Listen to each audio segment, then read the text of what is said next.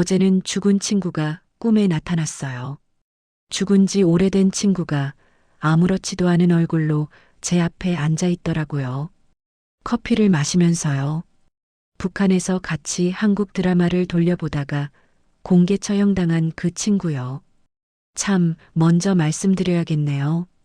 지금부터 제가 들려드릴 이야기는 실제 사건들을 바탕으로 했지만 등장인물과 상황을 모두 재구성한 창작 드라마 시나리오예요.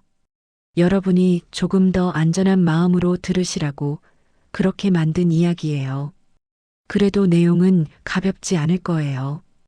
끝까지 들으시면 왜 제가 지금 이 나이에 이 이야기를 떨리는 목소리로 꺼내는지 아실 거예요. 저는 올해 62이에요. 서울 변두리 작은 원룸에서 혼자 살아요. 탈북한 지는 15년이 넘었는데 아직도 잠에서 깨면 가끔은 여기인지 거기인지 헷갈릴 때가 있어요. 노인복지관에서 점심을 먹고 동네 공원 벤치에 앉아 있으면 다들 그러죠. 할아버지는 어디서 오셨어요? 저는 웃으면서 대답해요. 나는 북에서 왔지. 드라마 한 편 때문에 인생이 갈라져 버린 사람이에요. 그럼 다들 농담인 줄 알고 웃어요. 하지만 그 말 진짜예요. 제 인생은 한국 드라마 한 편 때문에 완전히 갈라졌어요. 오늘은 그 이야기를 하려고 해요. 혹시라도 여러분 중에 아, 나이 들어 뭐 새로운 게 있겠어. 이렇게 생각하는 분이 계시다면 제 얘기를 끝까지 들어주세요. 저 같은 촌스러운 늙은이도 아직도 살아있다는 느낌을 받거든요. 아직도 인생의 주인공 자리는 남아있더라고요. 근데 시작부터 밝게는 못하겠네요. 처음 장면이 너무 어두워서요. 그날도 저는 두만강 근처 작은 동네 장마당에서 장사를 하고 있었어요. 허름한 소못에 해진 고무신, 손에는 손톱이 다 부러진 채로요. 겉으로 보면 그냥 평범한 북한 농촌 청년이었죠. 하지만 제 가슴 안에는 그때 당시 북한에서 제일 위험한 물건이 들어 있었어요. USB. 그 안에 한국 드라마가 들어 있었거든요. 요즘 한국에서는 OTT니 사케이니 플랫폼이니 그런 말 많이 쓰죠? 그때 우리한테는 그런 거 필요 없었어요. 작고 싸구려 USB 하나. 그게 우리 세상 전체를 바꿔버렸으니까요. 야, 영호야. 오늘 밤에 시간 있지? 저를 부르던 그 친구 이름은 태식이었어요. 북한 나이 22. 웃을 때마다 눈이 반달처럼 접히는 동네에서 제일 순한 애. 근데 그날은 눈이 반달이 아니라 번쩍이더라고요. 진짜냐? 오늘 그거 보여주는 거냐? 그거. 우리가 입 밖으로 말도 제대로 못 꺼내던 단어. 한국 드라마. 쉬, 목소리 낮춰. 지금도 벽에 귀 달려있는 세상인데 제가 그렇게 말하면서도 심장은 미친 사람처럼 뛰고 있었어요. 여러분, 혹시 상상이 되세요? 화질도 안 좋은 불법 복제 드라마 한 편 보겠다고 사람들이 숨막히게 창문 가리고 문틈 사이로 빛 새어나가는 것도 막고 담요 뒤집어 쓰고 앉아서 헐 숨을 죽이고 있는 모습. 인생에서 가장 큰 범죄를 저지르는 듯한 그 떨림. 우리는 그걸 설렘이라고 불렀어요. 밤이 됐어요. 우리 집은 허름한 흙집이었는데 어머니가 평양으로 출장 가신 날이었죠. 집에 저 혼자. 아니, 저희는 그렇게 생각했어요. 우리끼리만 있다. 태식이, 그리고 동네 청년 셋. 17명이 모였어요. 야, 오늘은 진짜 미쳤다. 누군가 작은 목소리로 중얼거렸어요.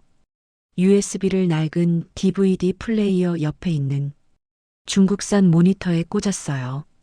화면이 깜빡이더니 갑자기 서울 밤거리가 나왔어요. 차들이 줄지어 서 있고 네온 사인이 번쩍이고 사람들이 손에 커피를 들고 걸어가요.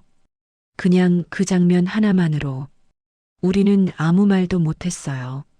그냥 멍하니 보고만 있었죠. 와, 누가 먼저 한숨 섞인 감탄을 흘렸는지 기억도 안 나요. 그저 모두 입을 벌린 채 화면 속 세상을 빨아들이고 있었어요. 드라마 속 주인공은 우리 또래였어요. 근데 표정이 달랐어요. 우리는 웃을 때도 눈치를 봐야 했거든요. 근데 그들은 웃고 싶으면 웃고, 화나면 소리치고, 슬프면 울고, 자기 마음을 숨기지 않았어요. 그걸 보는 것만으로 우리는 이상한 기분이 들었어요. 저게 사람 사는 건가? 그날 밤 첫 번째 반전은 드라마 내용이 아니었어요. 제 마음이었죠. 저는 그때까지 북한 밖 세상은 다 적이고 다 나쁜 줄만 알았어요. 학교에서 그렇게 배웠으니까요. 근데 화면 속 사람들은 우리랑 똑같이 사랑에 빠지고, 우리랑 똑같이 가족을 걱정하고, 우리랑 똑같이 돈이 없다고 한숨을 쉬더라고요. 아, 세상이 거짓말을 했구나. 그 생각이 마음속 깊이에 조용히 박혀들었어요. 소리 없이, 하지만 튼튼하게. 드라마가 한창 재밌어질 때쯤이었어요. 누군가 속삭였어요. 야, 혹시 밖에서 인기 많단 노래도 있어? 그때부터가 문제였어요. 한국 드라마도 위험했지만 노래를 따라 부르고 그걸 또 친구들에게 돌려주는 건 완전히 다른 차원의 일이었거든요. 있긴 있어. 내가 아는 형이 USB에 노래도 좀 넣어줬어. 제가 그렇게 말했을 때 태식이가 눈을 반짝였어요. 야, 우리 동네 청년들끼리 한번 들어보자. 내일 밤에 산 쪽으로 올라가면 누구 없을 거 아니야. 그때 제가 뭐라고 답했어야 했을까요? 안 돼, 위험해. 이렇게 말했어야 했을까요? 근데 저는 웃었어요. 야, 죽기야 하겠냐. 노래 좀 듣는다고. 제가 바로 그 말을 했어요. 그 말이 제 인생을 반으로 갈라버렸어요. 다음 날 밤, 우리는 약속 장소로 모였어요. 어두운 산비탈, 군부대에서 멀리 떨어진 소나무 숲. 달빛 말고는 아무것도 없는 곳. 작은 중국산 스피커 하나. USB. 그리고 숨죽인 우리. 처음 흘러나온 노래는 느린 발라드였어요. 이게 남조선 사람들이 듣는 노래냐? 누군가 소곤거렸어요. 여러분이 들으면 너무 평범하고 심지어 조금 촌스럽다고 할 수도 있겠지만 그때 우리에게는 그 음악이 세상을 찍고 들어오는 것 같았어요. 가사가 귀에 들어오지도 않았어요. 그냥 저쪽에도 사람이 산다. 그 느낌만으로도 벅찼어요. 근데 그때 두 번째 반전이 준비되고 있었어요. 우리가 알지 못하는 곳에서 우리 중 한 명이 이미 보이부에 찍혀 있었던 거예요. 그리고 그 중 한 명은 살아남으려고 우리를 팔기로 했죠. 우리는 몰랐어요. 정말 몰랐어요. 노래 한 곡이 끝났을 때쯤 멀리서 낯익은 소리가 들렸어요. 멈춰. 군인들이 쓰는 그 말투, 보이지도원들이 쓰는 그 억양. 그 순간 세상이 얼어붙었어요. 스피커에서 흘러나오던 음악이 중간에 끊겼어요. USB가 뽑혔고 불빛이 사라지고 대신 손전등 불빛들이 우리 얼굴을 비췄어요. 이게 뭐야? 거친 목소리가 울렸어요. 누군가는 울부짖었고 누군가는 도망치려다 바로 붙잡혔어요. 태식이는 아직도 그 얼굴이 기억나요. 겁에 질린 눈동자, 떨리는 입술, 그리고 제 손을 꽉 잡던 손가락. 영호야. 그 한마디만 남기고 우리는 모두 바닥에 무릎 꿇렸어요. 그날 밤 우리 7명은 각자 다른 방에 들어갔어요. 그리고 각자 다른 방식으로 끓는 냄비 위 개구리처럼 서서히 조여졌죠. 누가 보여줬냐? 누가 가져왔냐? 누가 먼저 보자고 했냐? 신문은 늘 똑같은 질문을 반복했어요. 그래서 더 무서웠어요. 처음 이틀은 버텼어요. 몰랐다. 그냥 음악인 줄 알았다. 재미로 본 것뿐이다. 근데 이틀이 지나자 제 귀에 끔찍한 소문이 들어왔어요. 이번 건 위에서 직접 관심 가지고 있대. 본보기로 3명은 공개 처형한다더라. 그 말이 제 귓속에 박히는 순간 제 머릿속에서 어제 본 한국 드라마의 장면들이 죄책감으로 변하기 시작했어요. 다 내 탓이다. USB를 가져온 사람, 보여주자고 한 사람, 노래도 있다고 떠벌린 사람, 다 저였으니까요. 신문실에서 나오는데 복도 끝에 태식이가 잠깐 보였어요. 눈이 퉁퉁 부어 있었지만 그래도 저를 보자 웃으려고 애를 쓰더라고요. 야, 괜찮다. 우리 그냥 노동 단련대로 가서 몇 달 고생하고 나오면 되지. 태식이가 이렇게 위스퍼드 했어요. 그 말에 저는 희망을 걸었어요. 그래, 우린 죽게 만들지는 않겠지. 노래 몇 곡 들은 것뿐인데 그게 제 착각이었어요. 3번째 반전은 상상을 훨씬 넘었거든요. 사흘 뒤 우리를 트럭에 태웠어요. 어디로 가는 겁니까? 누가 떨리는 목소리로 물었어요. 가보면 안다. 그 대답은 언제나 최악의 대답이었어요. 트럭이 멈춘 곳은 작은 시골 마을 광장이었어요. 제가 자라온 동네 사람들이 이미 다 모여 있었어요. 아이들까지요. 추운 겨울이었는데 사람들 입김이 하얗게 올라오고 눈 위에 발자국이 뒤엉켜 있었어요. 그리고 중앙엔 줄이 쳐져 있었어요. 그 줄 안쪽으로 우리를 세웠어요. 그제야 알았어요. 아, 우리가 보여지는 거구나. 노래를 듣던 귀가 이젠 침묵 속에 서 있었어요. 큰 소리로 죄목을 읽는 목소리가 들렸어요. 적대 계급들과 내통하고 부르주아 날라리 풍의 음란한 노래를 유포하고 사상적 타락을 조장한 죄로 그 긴 말들의 끝은 한 단어였어요. 사형. 저는 그때 실제로 심장이 멈추는 줄 알았어요. 근데 이상하죠. 그 순간 제 앞에 서 있는 사람이 누구인지 삐걱거리며 눈을 들어보기 전까지 전 진짜로 아, 내가 죽는구나. 이렇게 생각했거든요. 근데 제 이름은 불리지 않았어요. 노래를 틀던 USB의 주인. 한국 드라마를 처음 가져온 사람. 그게 저였는데도요. 대신 3명의 이름이 불렸어요. 그리고 그 중 하나. 태식이 이름이 들렸어요. 아니, 목소리가 나오지 않았어요. 왜 쟤지? 왜 나 대신 쟤야? 온몸에서 피가 빠져나가는 것 같았어요. 태식이는 눈을 한번 감았다 뜨더니 저를 찾는 듯 천천히 고개를 돌렸어요. 그리고 입모양으로만 이렇게 말했어요. 영호야, 살아라. 여러분, 그 순간이 제 인생을 산산조각 냈어요. 총소리 3번이 들렸어요. 하얀 눈밭 위에 새의 풍선 터지듯 울려 퍼졌어요. 하지만 저는 눈을 감지 못했어요. 그게 마지막 예의라고 생각했거든요. 내가 이걸 끝까지 봐라. 그리고 기억해라.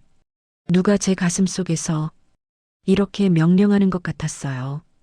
그날 이후로 밤에 눈을 감으면 저는 항상 그 광장에 서 있어요.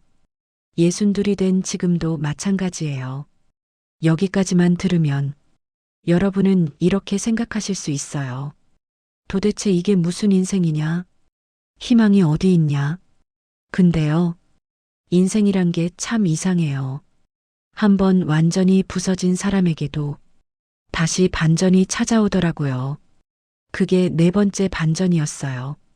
태식이가 죽고 저는 몇 달 동안 껍데기만 남은 사람처럼 살았어요. 밥을 먹어도 맛이 없고 일을 해도 손에 힘이 안 들어갔어요. 제가 살아있다는 사실이 죄처럼 느껴졌어요. 저 자리엔 내가 섰어야 했는데 그 죄책감이 저를 한없이 바닥으로 끌고 갔어요. 근데 어느 날 장마당에서 물건을 정리하고 있는데 낯선 목소리가 들렸어요. 혹시 이게 필요하지 않으신가요? 고개를 들어보니 중국에서 온 장사꾼처럼 보이는 남자가 작은 쪽지를 슬쩍 제 손에 쥐어줬어요. 이게 뭡니까? 제가 눈을 치켜뜨자 그가 아주 작은 목소리로 말했어요. 남쪽으로 가는 길입니다. 그 한마디에 제 심장이 다시 뛰기 시작했어요. 살아남은 죄책감과 떠나야만 한다는 직감이 서로 부딪히면서 머릿속이 어지러웠어요. 내가 여기서 평생 벌 받듯 살 것인가? 아니면 태식이가 못 본 세상을 내 눈으로라도 대신 볼 것인가? 저는 후자를 선택했어요. 살아라. 그 광장에서 입모양으로만 내게 남겼던 태식이의 마지막 말이 자꾸 귓가에 맴돌았거든요. 그렇게 저는 목숨을 걸고 두만강을 건넜어요. 어디서 어떻게 설명해야 할지 모를 그 험한 과정을 지나 돌고 돌아 결국 이남쪽 땅에 도착했어요. 처음 서울역에 내렸을 때 사방이 네온 사인이었어요. 제가 예전에 몰래 보던 그 드라마 속 풍경이 눈앞에 펼쳐져 있었어요. 사람들은 손에 커피를 들고 휴대폰을 보면서 걸어가고 버스가 쉴 새 없이 오가고 지하철 안내 방송이 쏟아져 나오고 아, 내가 TV 속으로 들어와 버렸구나. 그때 저는 이상하게도 제일 먼저 태식이가 떠올랐어요. 야, 태식아. 너 보고 있냐? 내가 내 대신 여기 와 있다. 가슴이 미어지면서도 한편으로는 확실히 느꼈어요. 내가 살아남은 이유가 있을지도 모른다는 걸요. 세월이 좀 흘렀어요. 남쪽 말투에도 좀 익숙해지고 편의점에서 라면도 사 먹을 줄 알고 버스 카드 찍는 법도 알게 되고 근데 마음속 외로움은 사라지지 않았어요. 가족도 친구도 아는 사람 하나 없는 도시에서 60이 넘은 탈북 노인으로 산다는 건 생각보다 훨씬 쓸쓸했어요. 어느 날 동사무소에서 이런 말을 들었어요. 어르신 근처에 노인복지관 있어요. 거기 가면 점심도 주고 사람들도 만나실 수 있어요. 그때 저는 속으로 이렇게 생각했어요. 내가 무슨 복지관이냐? 그냥 조용히 살아야지. 근데 혼자 밥 먹는 게 너무 서러웠던 날. 결국 그 건물 앞까지 걸어가게 됐어요. 복지관 문을 열자 웬 할머니가 먼저 말을 걸었어요. 새로 오셨어요? 어디 사세요? 저는 습관처럼 경계를 했어요. 그냥 근처에 삽니다. 근데 그 할머니가 밝게 웃으면서 이러시는 거예요. 여기는요. 그냥 다 같은 동네 사람이라고 생각하시면 돼요. 밥 먹고 수다 떨고 같이 나이 먹는 데예요. 그 말이 참 따뜻하더라고요. 그날 이후로 저는 거의 매일 복지관에 나갔어요. 거기서 제가 상상도 못했던 5번째 반전을 만났어요. 오늘은 특별 프로그램 있습니다. 북에서 오신 어르신이 직접 본 이야기 들려주신다고 해요. 사회자가 그렇게 말하는데 주변 사람들이 다 저를 보는 거예요. 선생님, 마이크 잡으셔야죠. 복지관 직원이 저를 슬쩍 떠밀었어요. 제가요? 네. 맨날 우리한테 조금씩만 얘기하시잖아요. 오늘은 제대로 들어볼래요. 전 당황했어요. 여러분, 상상이 되세요? 전 평생 입 다물고 살아야 목숨을 건지는 줄 알았던 사람이에요. 근데 갑자기 사람들 앞에서 입을 열라는 거예요. 마이크를 잡는 손이 덜덜 떨렸어요. 저는 북에서 왔습니다. 첫 마디를 그렇게 시작했어요. 그리고 숨을 한번 깊게 들이마시고 오늘 여러분께 들려드렸던 바로 이 이야기를 조금씩 꺼내놓기 시작했어요. 태식이 이야기, USB 이야기, 공개 처형장 이야기, 눈밭 위 세 발의 총소리, 두만강, 서울역, 복지관. 처음엔 다들 숨을 죽이고 제 얘기를 들었어요. 근데 이상하죠. 얘기를 하면 할수록 제 마음이 조금씩 가벼워지는 거예요. 평생 제 가슴을 짓누르던 돌덩이가 조금씩 부서져 내리는 느낌이었어요. 그래서요, 어르신. 지금은 어떠세요? 복지관에 다니는 어떤 할머니가 물었어요. 지금은요. 제가 그 질문에 뭐라고 대답했는지 아세요? 지금은 그래도 살고 싶습니다.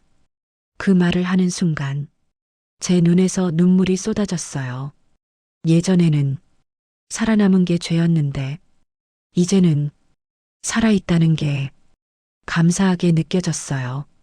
그날 집에 오는 길에 저는 마음속으로 태식이에게 다시 말을 걸었어요. 야, 태식아. 나 이제야 조금 알겠다. 내가 왜 그때 그 말을 했는지. 살아라. 그 말은 단순히 목숨만 부지하라는 말이 아니었어요. 숨만 쉬지 말고 진짜로 살아보라는 말이었겠죠. 누군가를 미워하는데 인생을 쓰지 말고 누군가를 위해 이야기해 주라고. 그래서 저는 지금도 가끔 이렇게 유튜브에 나와서 제 얘기를 합니다. 여러분이 지금 듣고 계신 이 이야기, 제가 태식이 대신 살아남아서 들려드리는 이야기예요. 혹시 여러분 인생에도 갑자기 찾아온 반전이 있었나요? 누가 봐도 부당하고 설명도 안 되는 일, 그 일 때문에 지금도 마음 한구석이 얼어붙어 있지는 않나요? 제가 감히 말씀드리자면요. 그 얼어붙은 자리에도 언젠가는 조금씩 온기가 돌아옵니다. 시간이 해결한다. 그런 뻔한 말 하려는 게 아니에요. 시간이 아니라 사람이 해결하더라고요.